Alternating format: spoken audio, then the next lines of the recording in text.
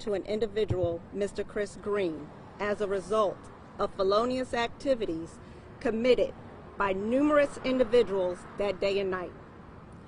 During this time of our nation's unrest, which was a direct result of the heinous death of Mr. George Floyd, countless monuments across our nation were being defaced by protesters.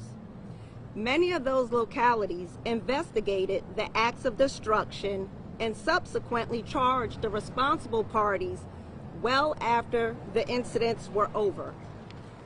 But what is important to note is that of all the incidents that occurred across our nation, our incident was the only incident that resulted in a man being gravely injured. So it is my hope that my community truly understands that at no point did any member of the Portsmouth Police Department condone the felonious acts that occurred on June 10th, which culminated in the life-altering injury of Mr. Chris Green. On the night of June 10th, as hundreds of individuals gathered and began destroying the monument, it was my decision as the Chief of Police for the immediate focus to be on the preservation of life, to include the safety of all my citizens in the area, ranging from ages of elementary school children to senior citizens, as well as the safety of my police officers. As the night's activities became a public safety hazard, we began to mobilize our resources to include assistance provided by surrounding jurisdictions to proceed in ending the unlawful event. Unfortunately, the grave injury of Mr. Chris Green expedited our entry into the area. The Portsmouth Police Department SWAT team immediately entered the scene and evacuated Mr. Chris Green to render life-saving medical treatment. As a result of Mr. Green's life-threatening injury from the activities of that evening, I asked the Virginia State Police to investigate the accident. During the State Police Department's active investigation of the injury, requests were made for state and federal assistance to conduct an independent investigation of all events and circumstances that led up to and including the significant injury sustained by Mr. Green. Understandably, these requests fell outside of the scope of investigation for those law enforcement entities. Furthermore, when a discussion with the Commonwealth Attorney regarding a special grand jury and special prosecutor did not yield any action, it was the duty of the Portsmouth Police Department to begin a thorough and comprehensive investigation into this incident. Since the conclusion of the State Police Department's accident investigation on July 22nd, a team of detectives and supervisors began to compile all written, video, and audio evidence surrounding the circumstances that led to the felonious destruction of the monument and ultimately the life-threatening injury to Mr. Green.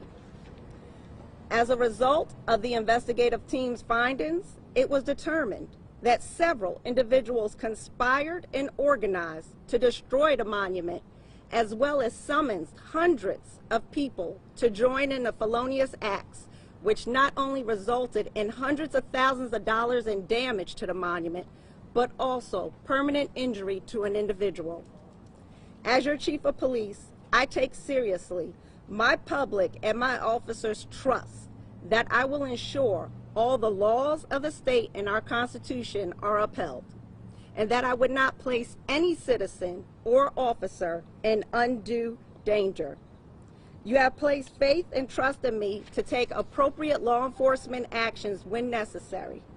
And today, I want to thank my citizens and my officers for having this unwavering trust and patience in me, which led us to completing this comprehensive investigation.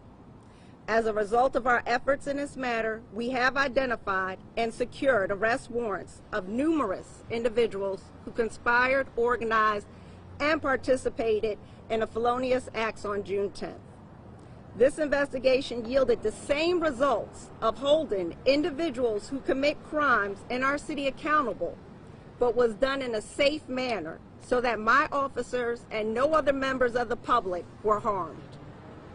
Therefore, on today's date, felony warrants for conspiracy to commit a felony and felony injuring to a monument in excess of $1,000 have been obtained for the following individuals: Senator Louise Lucas, NAACP Representative James Boyd, NAACP Representative Louis Gibbs, NAACP Representative Lakeisha Hicks, School Board Member Lakeisha Atkinson, Kimberly Wimbush, Dana Worthington, Amira Bethia.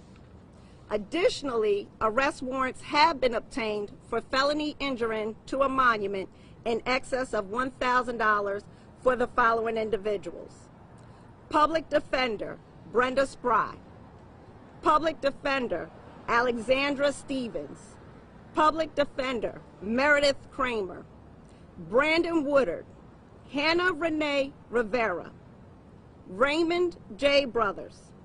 I am asking for these persons with current arrest warrants to immediately turn themselves in to the Portsmouth Police Department. Detectives are still actively investigating this incident, and we are asking for the public's help in identifying several other individuals.